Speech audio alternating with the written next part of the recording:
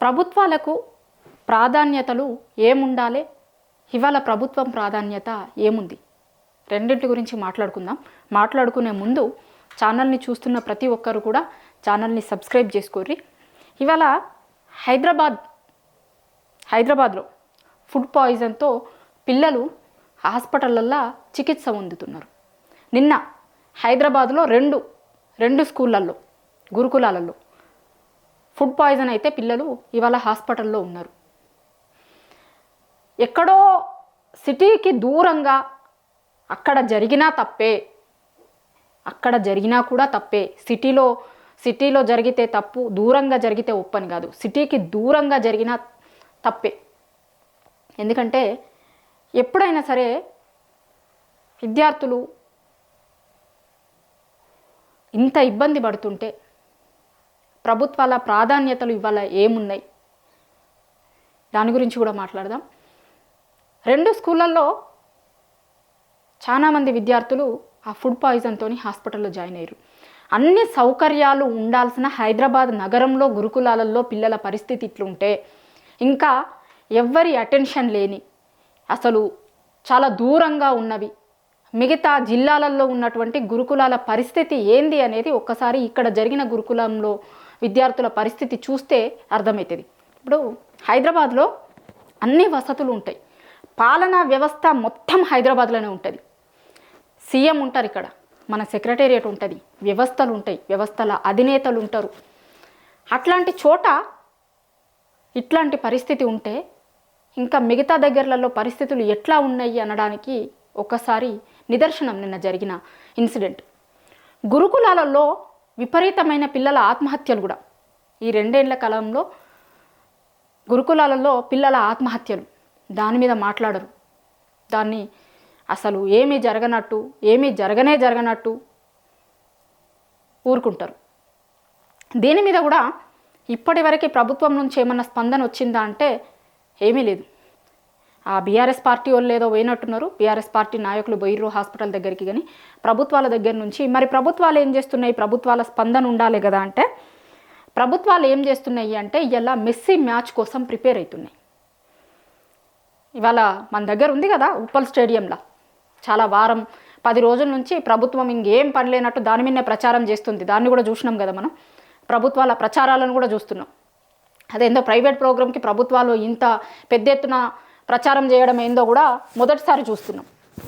సరే, మీరు ఆ ప్రచారాలు చేసుకోండి, కానీ ఒక్కసారి పిల్లల గురించి అసలు ఏం జరుగుతున్నాయి గురుకులాలలో, ఏం జరుగుతుంది వీటిలలో అని చూడాల్సిన బాధ్యత ఉంటుంది కదా. విద్యాశాఖ మంత్రి కూడా సీఎం గారే, సీఎం గారు మెస్సీ మ్యాచ్ గురించి ఎక్కువ ఆలోచిస్తున్నట్టున్నారు. మరి ఒక్కసారి వీటి గురించి కూడా ఆలోచించండి సీఎం గారు. ఒక్కసారి విజువల్స్ చూపిస్తాను నేను. ఇది పిల్లలు సిక్ అయిపోయి ఒక్కొక్క బెడ్ మీద ఇద్దరిద్దరు పిల్లల్ని, ఇగో చూడు, ఈ బెడ్ మీద 2 ఉన్నారు, ఆ బెడ్ మీద 2 ఉన్నారు, ఒక్కొక్క బెడ్కి ఇద్దరిద్దరిని కూర్చోబెట్టిరు. ట్రీట్మెంట్ జరుగుతుంది. చూడండి, ఇద్దరిద్దరు పిల్లలు ఉన్నారు ఒక్కొక్క బెడ్ మీద, చిన్న పిల్లలందరూ. ఇప్పుడు నాణ్యమైన విద్య అనేది ఏందో పరిస్థితి మనం చూస్తూనే ఉన్నాం. కనీసం నాణ్యమైన తిండి, నాణ్యమైన ఫుడ్ కూడా పెట్టే పరిస్థితి లేదా ప్రభుత్వాలకు? ఇక చూడండి, ఫుడ్ పాయిజన్తో అమ్మాయి చూడండి.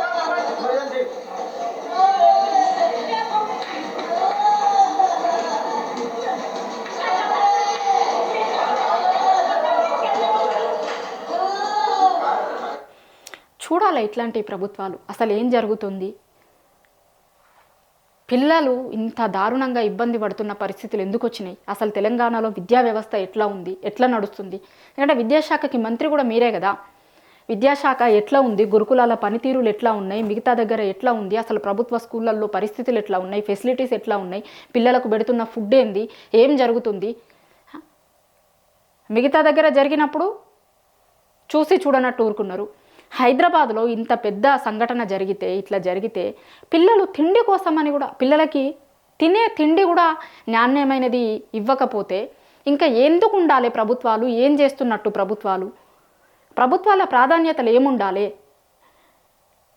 పిల్లలకి నాణ్యమైన తిండి అందించడము ఇవన్నీ ప్రభుత్వాల కనీస బాధ్యతలు కదా.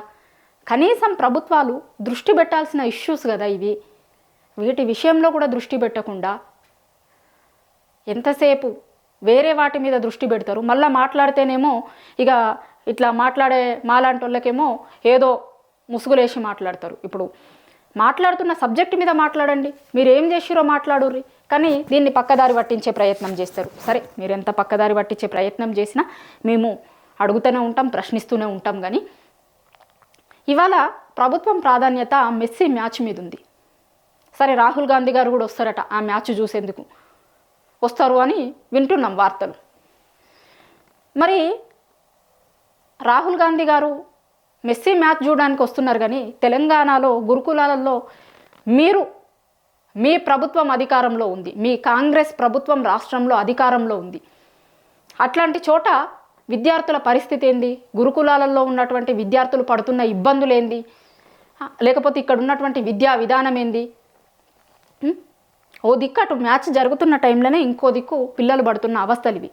ఇగో ఇట్లాంటివి జరిగినప్పుడు కూడా రాహుల్ గాంధీ గారు పట్టించుకుంటే ప్రభుత్వాలను అసలు ఏం చేస్తున్నారు, మన ప్రభుత్వం ఉండి ఇట్లా అనేది ఏమన్నా వాళ్ళతో చెప్తే, రాహుల్ గాంధీ గారు వీటి మీద కూడా ఇప్పుడు తెలంగాణలో ఎన్నికల ప్రచారాల కోసం వచ్చిర్రు రాహుల్ గాంధీ గారు.